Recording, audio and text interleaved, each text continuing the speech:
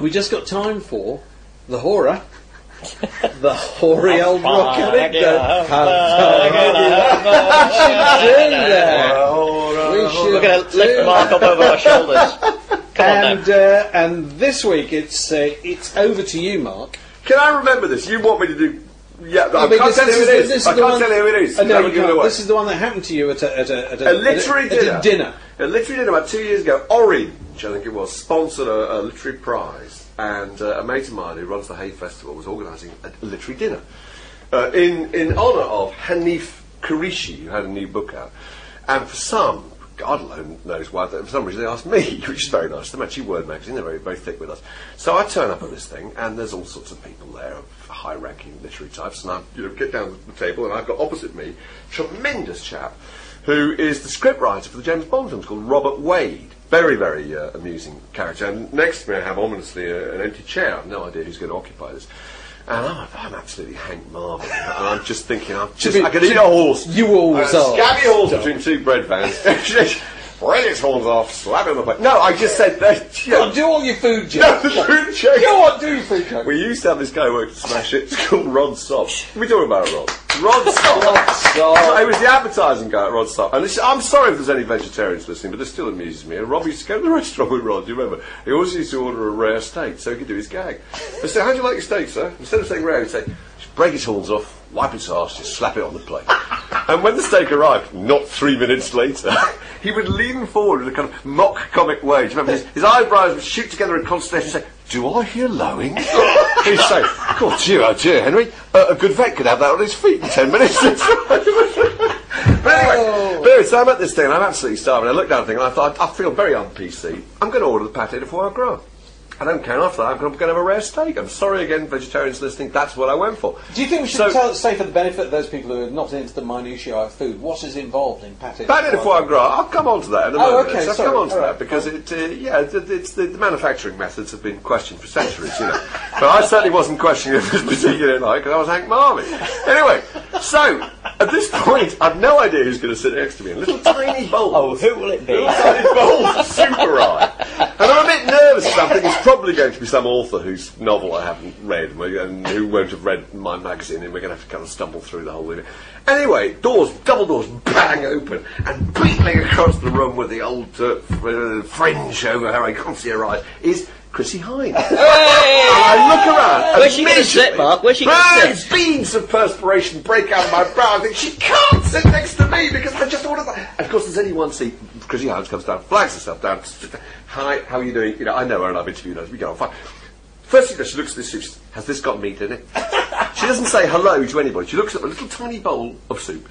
I said, Chrissie Hynde, I've got no idea at all. I said, find out. So I said, you find out? Yeah, find out. So I go, okay. Did you have your waiter outfit on at the time? No, so I go, sorry, well, so I flag down the head waiter and say, sorry to bother you, Chrissie here, not a big fan of meat products of any kind at all. Putting it possibly, I'm trying to semaphore, can you change my order, but I can't quite get it across. And I said, is there any, chicken sauce? She said, a little bit of chicken sauce. I said, Chrissie, and she pushes this bowl away as if it was radioactive. She's, literally, she stiffens. I thought, I'm in big trouble now. Because that's her reaction to a tiny bit of chicken stock.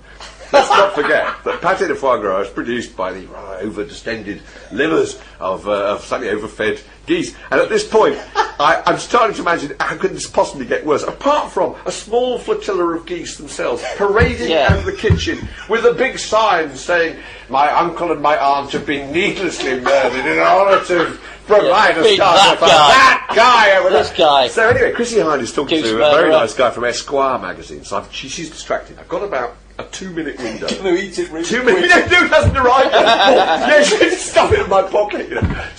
Pour it into a pot plant.